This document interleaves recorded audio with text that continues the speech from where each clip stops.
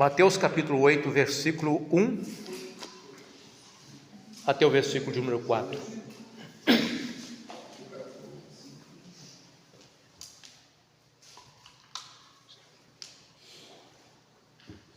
Obrigado. Todos encontraram? Amém? Diz assim a palavra do Senhor: Quando Jesus desceu à encosta do monte, grandes multidões o seguiram. Um leproso aproximou-se de Jesus, ajoelhou-se diante dele e disse: Senhor, se quiser, pode me curar e me deixar limpo. Jesus estendeu a mão e tocou nele. Eu quero, respondeu. Seja curado e fique limpo. No mesmo instante, o homem foi curado da lepra. Então Jesus disse ao homem: Não conte isso a ninguém. Vá e apresente-se ao sacerdote para que ele o examine. Leve a oferta que a lei de Moisés exige, e isso servirá como testemunho. Que Deus possa nos abençoar, em nome de Jesus. Irmãos, podem sentar.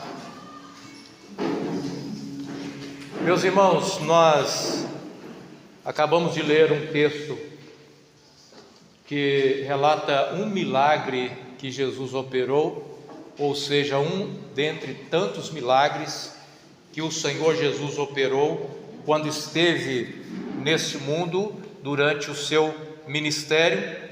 E é bom que nós já iniciamos essa mensagem afirmando que Jesus, ele não apenas curou, mas ele continua curando ainda hoje, né?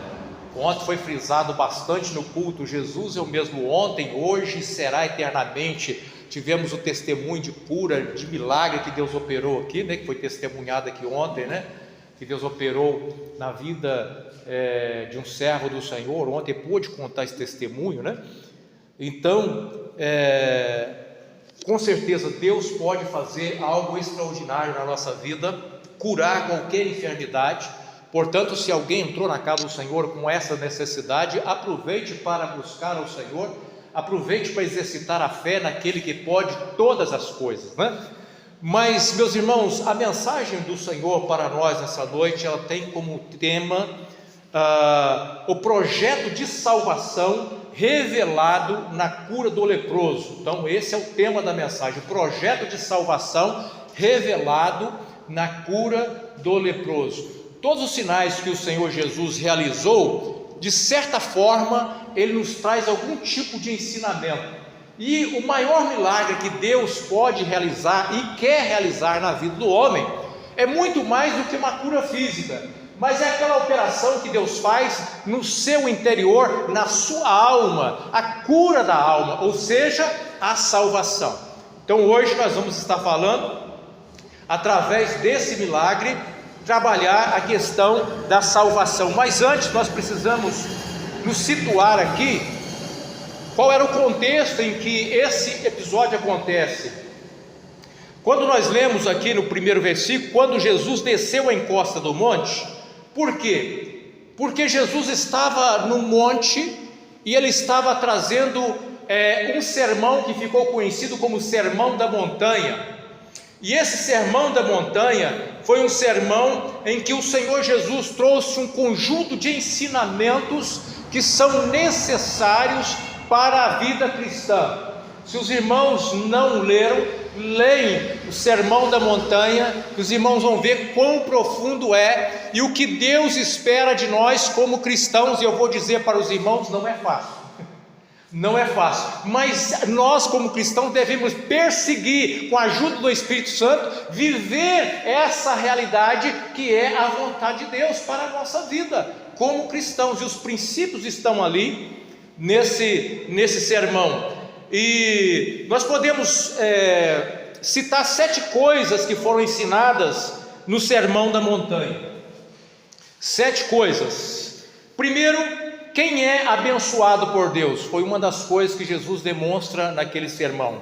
Segundo, a lei de Deus e o proceder cristão.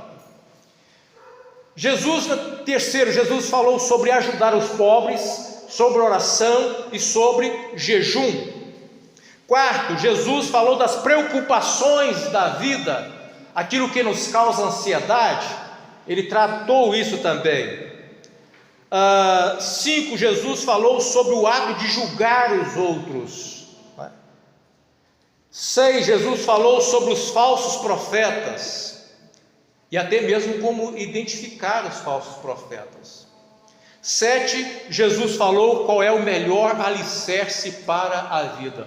Então nós temos aqui 7 ensinos de Jesus que foi deixado ali naquele sermão da montanha. Interessante que esse número 7 na Bíblia vão aparecer constantemente, e tem um porquê, porque o sentido do número 7 é algo completo, né? 7 vai ser aquilo que Deus traz como algo completo na vida do homem, né? Nós vamos ver 7 cartas do Apocalipse, né? 7 trombetas sendo tocadas. Então o número 7 vai estar sempre aparecendo na Bíblia. Aqui nós temos 7 tópicos e ensinamentos que o Senhor Jesus traz nesse sermão da montanha.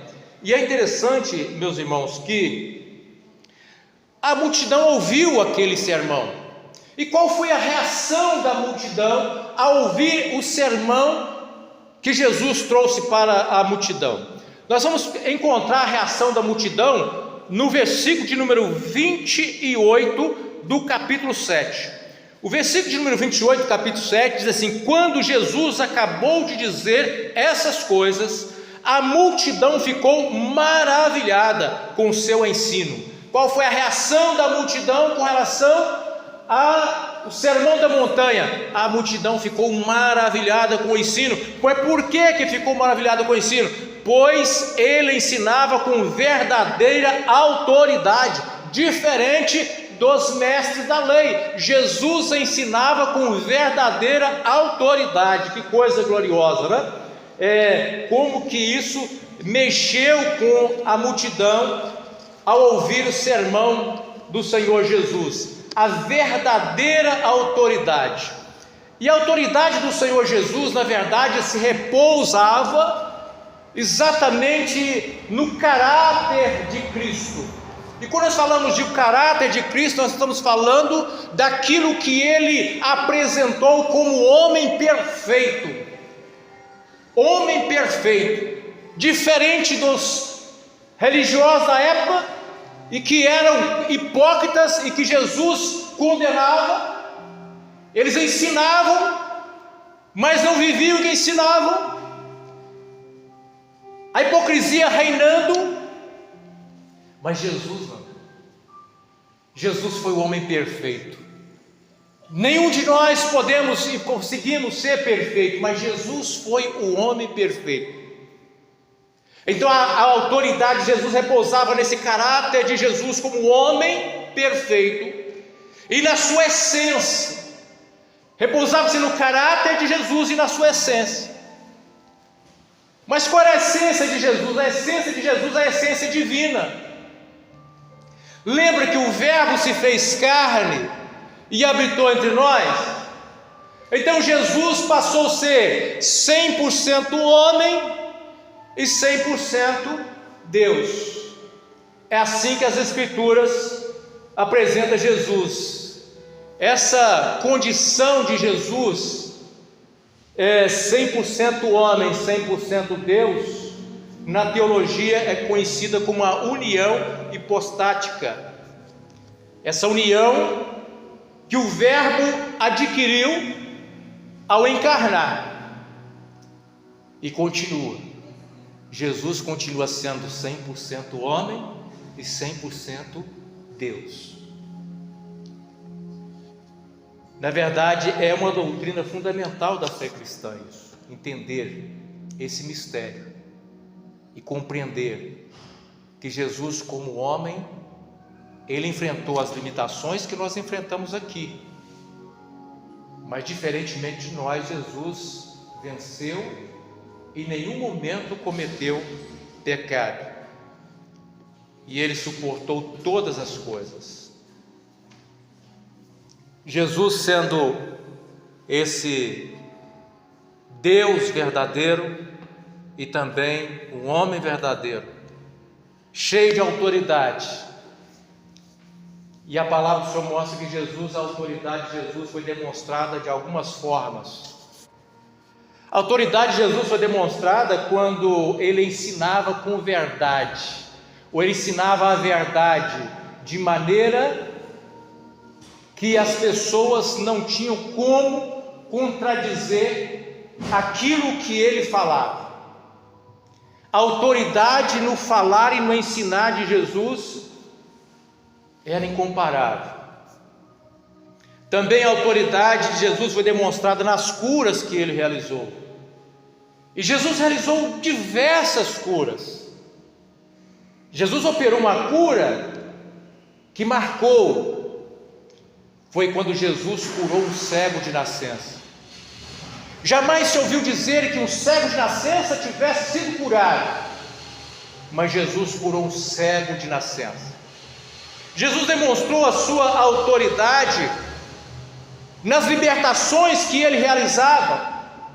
Quando chegava diante dele os oprimidos por demônios, e alguns cheios de espíritos malignos, com legiões de demônios, e Jesus curava a todos. Há um episódio em que Jesus curou um homem que dormia no cemitério, que vivia no cemitério, que andava de noite, que se feria.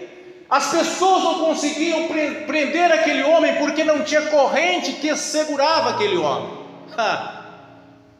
Mas a autoridade de Jesus é maravilhosa. Aquele homem teve um encontro com Jesus, e aquilo que escravizava aquele homem foi repreendido, todos aqueles demônios, a cadeia quebrada, e aquele homem liberto. E depois eles encontraram aquele homem são, perfeitamente em juízo são, e ficaram maravilhados de ver como que esse Jesus demonstrava autoridade. Demonstrou a sua autoridade por meio das ressurreições que ele realizou. E há uma ressurreição que ele realizou depois de 4 dias, já cheirando mal, quando ninguém dava mais esperança. E ele chegou diante daquele sepulcro, e ele disse uma palavra para Jairo: sai para fora. Lázaro, né?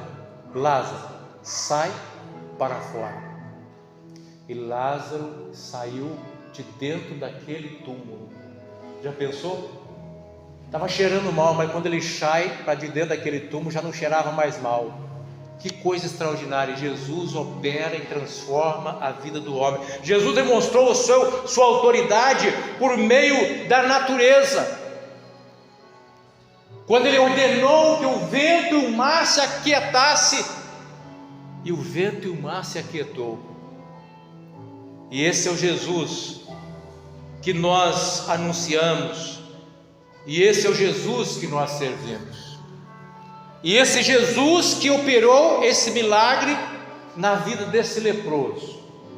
E é um aspecto importante com relação à lepra, na perspectiva da Bíblia, que diferentemente de hoje, a lepra nos tempos bíblicos, ela tinha uma conotação não apenas física, mas tinha uma conotação também espiritual. Aquele que era leproso era afetado não somente o físico dele, mas o espiritual dele também era afetado. E a lepra era considerada então uma maldição. O rei Uzias, depois de crescer, depois de prosperar tanto, no finalzinho da sua vida, ele fez algo que ele não deveria fazer.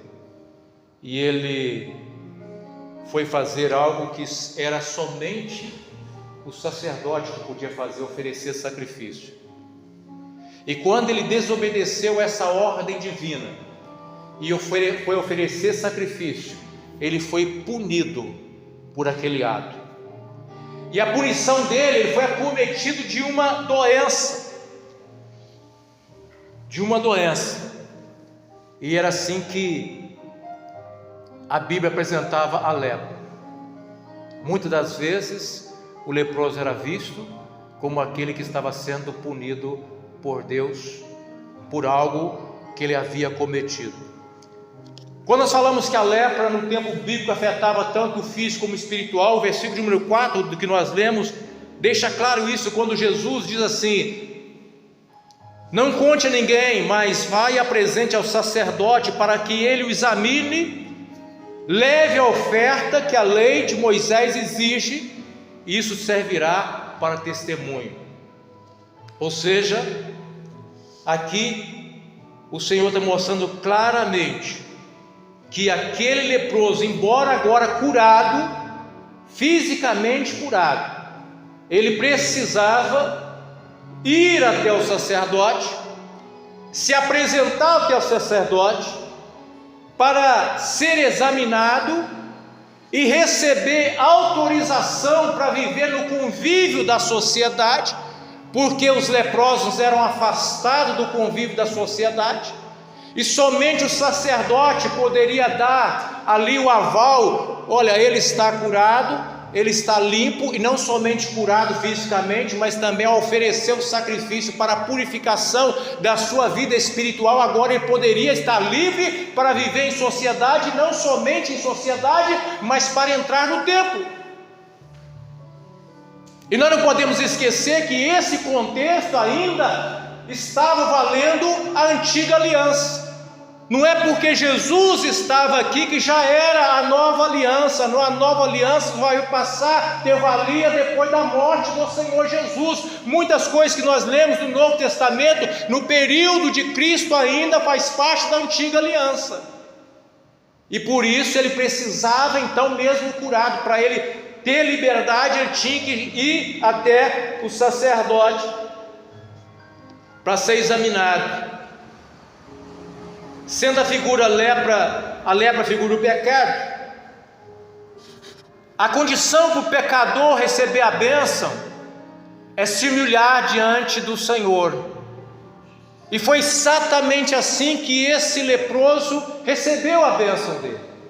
Ele aproximou-se de Jesus e ele dobrou o joelho, ele curvou diante do Senhor, ele se ajoelhou diante do Senhor. Prostrar diante de alguém é reconhecer a sua soberania.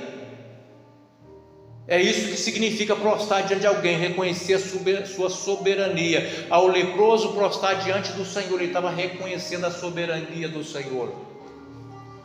E todo pecador precisa reconhecer a soberania de Deus, entender que a nossa vida pertence a Deus, está na mão de Deus.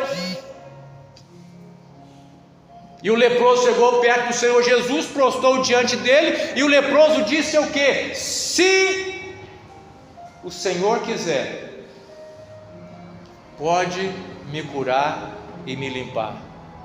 Se o Senhor quiser. Ou seja, a vontade soberana de Deus precisa ser entendida como a melhor vontade para a nossa vida. Ainda que nós às vezes não consigamos compreender algumas coisas, mas a vontade de Deus é soberana vontade e que deve ser entendida como a melhor vontade para a nossa vida. Não podemos esquecer que até mesmo as aflições que nós passamos, até mesmo os sofrimentos, até mesmo as humilhações que nós sofremos, Deus transforma em bênção para aqueles que amam a Deus. Deus faz com que todas as coisas contribuem para o bem de quê? Daqueles que amam a Deus. O inimigo às vezes quer nos envergonhar, ele levanta, ele arma as coisas para envergonhar a nossa vida, para nos humilhar, mas o Senhor transforma isso em bênção. Louvado seja o nome do Senhor. Servir ao Senhor Jesus é maravilhoso. E aquele homem pediu: Senhor, o Senhor pode me curar, e o Senhor pode me deixar limpo. E naquele momento o Senhor curou aquele homem. E do ponto de vista espiritual, trazendo a figura da lepra como a figura do pecado, quando aquele homem recebeu a bênção da cura, foi interrompido imediatamente a consequência destrutiva daquela doença.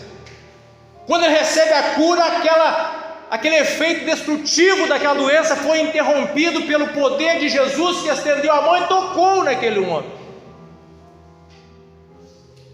Do ponto de vista espiritual, é isso que Jesus faz. Quando o pecador chega para Jesus arrependido e deposita em Cristo Jesus a sua fé, os seus pecados são perdoados, a sua alma é curada, o efeito destrutivo do pecado é interrompido naquele ato gracioso do Senhor Jesus e poderoso ao mesmo tempo para salvar o homem. E assim, meus irmãos, o pecador arrependido e perdoado se torna livre do poder do pecado e da sua consequência mortal. Lembra qual é a consequência do pecado? Porque o salário do pecado é a morte, mas o dom gratuito de Deus é a vida eterna em Cristo Jesus. Ah, meus irmãos, que coisa mais importante na nossa vida do que ter essa certeza de que aquilo que nos fazia mal, que nos levava para a condenação, aquele efeito foi neutralizado pela graça de Deus e pelo sacrifício do Senhor Jesus em prol da nossa vida. E o pecador purificado, ele tinha agora uma nova condição diante de Deus e diante da sociedade, porque era isso que acontecia: era curado, mas tinha que ir no sacerdote oferecer a oferta de purificação, e a oferta de purificação tornava o pecador uma nova condição para que ele pudesse viver livre em sociedade e estar livre diante de Deus. Assim, um homem pecador alcançado pela graça de Deus em Cristo Jesus, a sua condição agora é de purificado. Ou seja, agora ele está em uma nova condição diante de Deus e da sociedade santa. E quando eu falo da sociedade santa, eu estou me referindo à igreja do Senhor Jesus. A igreja do Senhor Jesus é uma sociedade santa. Paulo, escrevendo aos Romanos no capítulo 6, meus irmãos, ele fala a respeito dessa libertação que o Senhor Jesus faz do poder do pecado sobre a vida do homem. Os irmãos, tendo a oportunidade em casa, leiam o capítulo 6 de Romanos. E eu quero ler para os irmãos o que diz o versículo 22 do capítulo 6 de Romanos. O versículo 22 diz assim: agora, porém, estão livres do poder do pecado. Olha que coisa gloriosa. Olha a situação do cristão redimido por Cristo Jesus. Agora vocês estão livres do poder do pecado e se tornaram escravos de Deus. Antes escravo do pecado, agora escravo de Deus. Que maravilha, né? A vida é minha, eu faço dela o que quiser. Engana-se. Antes de você encontrar Jesus, a vida pertencia àquele pecado que te dominava, você não conseguia livrar dele, estava indo para o inferno. Mesmo se você quisesse, você não conseguia sair de lá. E agora? Agora, salvo em Cristo Jesus, a sua vida pertence a Ele. Você é escravo dele. Jesus te salvou para você fazer a vontade dele. Jesus te salvou para você ter um relacionamento com Ele, para você viver uma vida que agrada a Ele. O cristão foi chamado para isso, e fomos salvos para isso. Seguindo o que Paulo diz, fazem agora, pois, livres do poder do pecado, se tornaram escravos de Deus, fazem aquilo que conduz à santidade. Qual é a situação agora? Conduzir à santidade. E qual o resultado disso? Resulta na vida eterna, pois o salário do pecado é a morte, mas a dádiva de Deus é a vida eterna em Cristo Jesus, nosso Senhor. Que coisa maravilhosa! É exatamente assim que o pecador, agora purificado em Cristo Jesus e liberto do poder do pecado, precisa levar a sua vida em santidade, purificado, num convívio de relacionamento agora com Deus e com a sua comunidade, ou com a igreja do Senhor. O Senhor Jesus deu assim uma ordem para aquele leproso: apresenta-se ao sacerdote para ser examinado e leva a oferta para servir de testemunho. Não vamos entrar aqui em muitos detalhes de como acontecia isso no Antigo Testamento, na Antiga Aliança, mas eu quero trazer apenas um aspecto dessa oferta. Ali na oferta tinha outros detalhes, outras ofertas, tinha água, tinha o isopo, tinha o cedro, tinha outras coisas, como que funcionava, mas eu quero trazer para os irmãos aqui a figura de duas aves. Essas duas aves era a oferta que deveria ser levada ao sacerdote. Aquele leproso curado tinha que apresentar essas duas aves para receber liberdade, para viver no convívio da sociedade e para poder entrar no templo. E essas duas aves não poderiam ser uma ave imunda ou impura, tinha que ser uma ave pura, porque para servir de sacrifício. E ali era apresentada aquelas aves, e o sacerdote então matava uma daquelas aves, e o sangue daquela ave marcava a outra ave que ficava viva. Os irmãos já estão percebendo onde vamos chegar. E aquela ave viva agora era solta, e ela voava livre.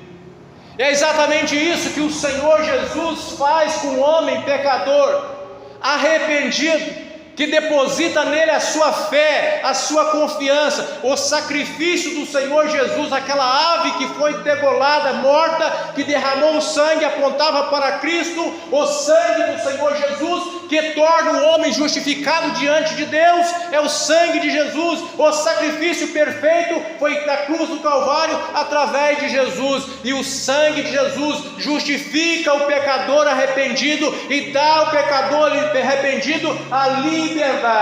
A ave voa livre, porque o Senhor levou sobre si os nossos pecados e nos libertou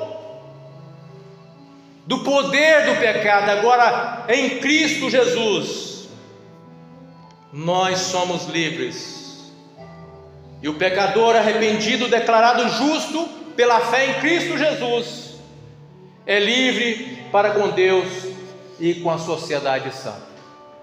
E a sociedade santa, eu volto a dizer, é a igreja do Senhor Jesus.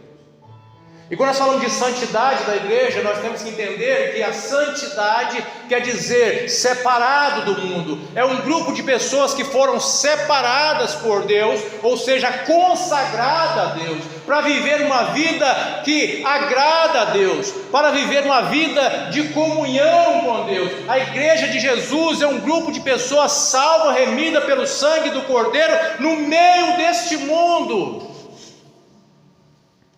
E no meio de tantas pessoas, e de uma geração corrompida, como diz Paulo, uma geração perversa, há um povo sendo alcançado pela graça de Deus, pecadores arrependidos, que depositaram a sua fé em Cristo Jesus, e que agora são consagrados a Cristo Jesus, para viver no meio desse mundo, mas não conforme esse mundo, mas viver de forma a agradar aquele que nos redimiu e que pagou um alto preço para resgatar a nossa vida. Na oração sacerdotal, Jesus disse assim: Pai, orando pela igreja, pelos seus discípulos, Pai, não peço que os tire do mundo, mas que os livre do mal. Naquela oração, Jesus estava incluindo não somente aqueles, porque ele disse: eu não oro apenas por esses, mas por todos que hão de crer em mim. Naquela oração, Jesus estava incluindo a minha vida e a sua vida. Que coisa gloriosa! A minha vida e a sua vida foi incluída naquela oração, que é uma experiência maravilhosa. Quando você for ler a oração sacerdotal, coloca o seu nome. Quando Jesus disse assim, toda vez que Jesus for referir aos discípulos na oração, pedindo pelos discípulos, coloca o seu nome. E você vai ver que sensação maravilhosa. de poder sentir incluído naquela oração tão especial por aqueles que fazem parte da comunidade santa. Não quer dizer que nós não pecamos, porque se nós dissermos que não temos pecado, somos mentirosos. Mas nós não estamos mais debaixo do domínio do pecado. Não estamos mais debaixo do domínio do pecado. E sobre a santidade da igreja, Pedro escreveu o seguinte: vocês, porém, são povo escolhido. Algumas traduções aparecem: vocês são povo eleito, reino de sacerdotes, nação santa, propriedade exclusiva de Deus. Nós somos propriedade exclusiva de Deus, irmão. Ele não divide essa propriedade dele com ninguém. Não adianta o diabo querer vir, porque a nossa vida pertence ao Senhor. Nós somos propriedade dele. Louvado seja o nome do Senhor Jesus. Pertencemos a Ele. Assim vocês podem mostrar às pessoas como é admirável aquele que os chamou das trevas para a sua maravilhosa luz. Deus nos chamou de uma vida de trevas para a maravilhosa luz, para viver como filhos da luz. Antes vocês não tinham identidade como povo, agora são povo de Deus. Antes não haviam recebido misericórdia, agora receberam misericórdia de Deus. E ai de nós se não fosse a misericórdia do Senhor, e as misericórdias do Senhor são as causas de nós não sermos consumidos. Que bom que nós servimos um Deus misericordioso. Amados, Pedro continua dizendo, eu os advirto, como peregrinos e estrangeiros que são. É isso que nós somos. Sabia? Nós somos peregrinos e estrangeiros, porque a nossa pátria está nos céus, e nós estamos peregrinando aqui, estamos vivendo uma vida de passagem aqui nesse mundo, para uma realidade muito superior a essa, que é reservada para nós. A nossa pátria, a pátria que nos aguarda, está nos céus. Como peregrinos e estrangeiros que são, advirtam a manter distância dos desejos carnais que lutam contra a alma. Mantenham distância dos desejos carnais que lutam contra a alma. Isso é uma advertência que Pedro faz à igreja. Procurem viver de maneira exemplar entre os que não creem. A responsabilidade nossa, irmãos, a responsabilidade do cristão viver de maneira exemplar entre aqueles que não creem, que não foram alcançados ainda, e que pode ser alcançado um dia, assim como nós fomos. O Senhor pode alcançar muitas pessoas, e principalmente se nós dermos bom testemunho. Assim, mesmo que eles os acusem de praticar o mal, verão seu comportamento correto e darão glória a Deus quando Ele julgar o mundo. 1 Pedro capítulo 2, versículo 9 e 12, dessas palavras maravilhosas de advertência para a igreja do Senhor, para nós trabalharmos a nossa vida, o nosso caráter cristão, para nós vivermos dentro de uma sociedade de maneira a sermos de fato sal da terra e luz do mundo, e o Senhor ser glorificado, através do nosso testemunho. Logo, encerrando, irmãos, o testemunho é dever de todos os cristãos. Dever de todos os cristãos. O Senhor Jesus, você mostra ao sacerdote para que sirva de testemunho. Nós precisamos testemunhar qual é a nossa realidade hoje, qual é a nossa posição hoje diante do Senhor. Entender a nossa posição em Cristo é fundamental, e entender também a nossa responsabilidade agora em Cristo, de conduzir a nossa vida de forma a testemunhar nesse mundo a respeito do que Cristo fez na nossa vida.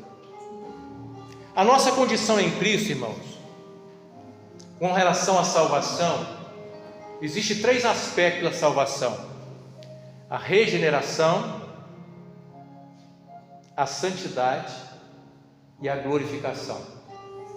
Regeneração, santidade e glorificação.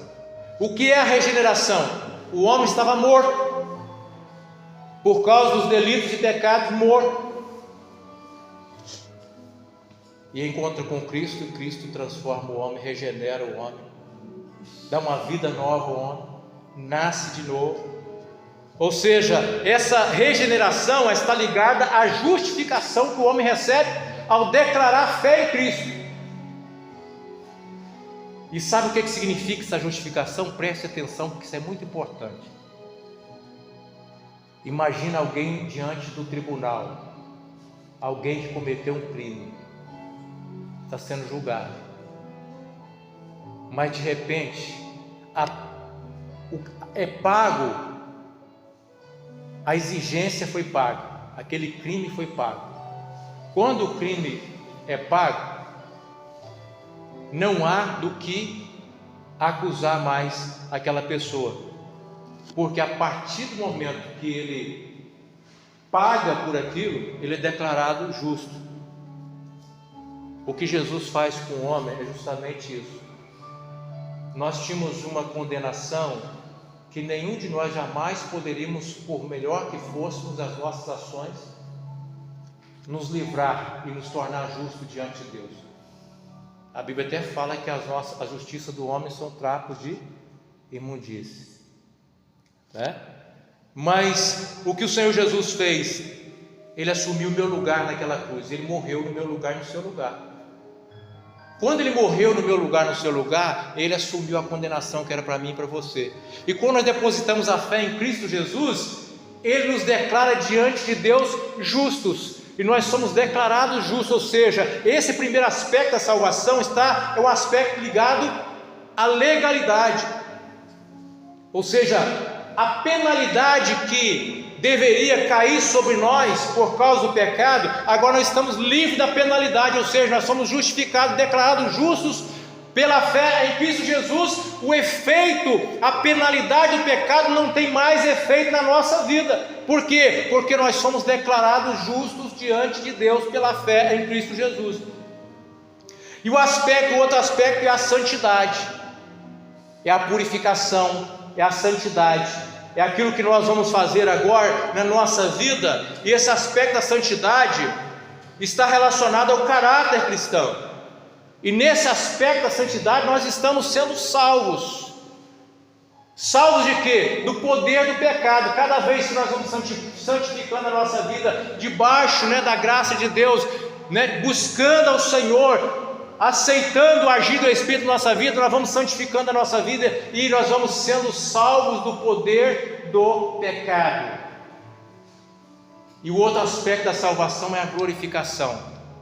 E na glorificação nós somos salvos não do poder do pecado, mas da presença do pecado. Na glorificação nós seremos salvos da presença do pecado. Hoje nós estamos sendo salvos do poder do pecado pela santificação, mas na glorificação seremos salvos ou livres da presença do pecado, porque na eternidade não teremos mais que lutar contra essa coisa tão difícil que nos incomoda tanto e que perturba tanto a nossa vida, chamada pecado. Estaremos livres para sempre. Pecador arrependido, não afaste de Cristo, viva com Ele. Somente nele nós alcançamos a vida eterna. Jesus estendeu a mão e tocou nele. Eu quero, respondeu, seja curado e fique limpo. No mesmo instante o homem foi curado da lepra. A cura de uma enfermidade, irmãos, física, pode ser curada instantaneamente pelo milagre? Pode, mas pode levar alguns dias para ser curada também? Pode, mas espiritualmente é instantâneo, irmãos. A lepra espiritual, quando o pecador vai para Jesus arrependido, encontra, sabe o que? Instantaneamente o efeito dela, o Senhor cura instantaneamente. A alma fica liberta instantaneamente, fica curada instantaneamente. Se confessarmos os nossos pecados, Ele é fiel e justo para nos perdoar de todo o pecado. Quando você pecar, não deixe o diabo perturbar sua mente. Não deixe o diabo perturbar sua mente. Confesse a Jesus, arrependa e confesse a Jesus. Naquele momento, creia, você foi perdoado. Eu não senti. Não é questão de sentir, é questão de crer no que está na palavra de Deus. Cristo é fiel, Ele é fiel às suas promessas, Ele é fiel à sua palavra. Descansa na graça e na fidelidade de Deus. Nenhuma condenação há para os que estão em Cristo Jesus. Estar em Cristo Jesus é tudo que nós precisamos. Que Deus assim nos abençoe, em nome de Jesus.